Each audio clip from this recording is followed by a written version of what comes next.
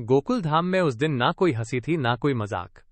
पूरा कंपाउंड शांत था, क्योंकि आज एक ऐसी शादी होने जा रही थी जिसके बारे में किसी ने कभी सोचा भी नहीं था। जेठालाल और बबीता जी की शादी। 1 महीने पहले अय्यर को अमेरिका की बहुत बड़ी कंपनी से नौकरी का प्रस्ताव आया था।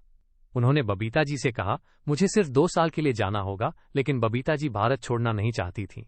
धीरे धीरे दोनों के बीच झगड़े बढ़ने लगे और एक दिन अय्यर बिना किसी को बताए अकेले ही अमेरिका चले गए।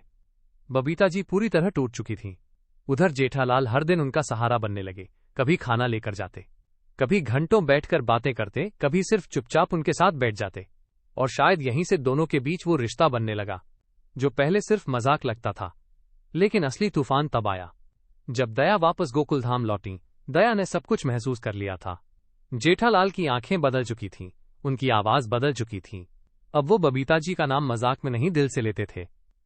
एक रात दया ने जेठालाल से पूछा, क्या आप उनसे प्यार करने लगे हो? कमरे में सन्नाटा छा गया।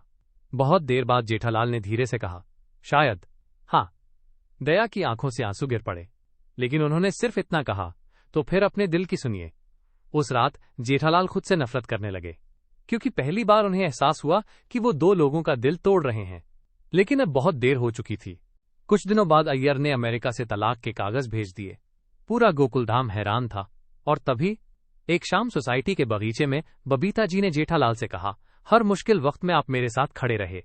शायद भगवान ने हमें इसीलिए मिलाया है। जेठालाल की आंखें भर आईं। उन्होंने पहली बार बबीता जी का हाथ पकड़ा और उसी दिन दोनों ने शादी करने का फैसला कर लिया।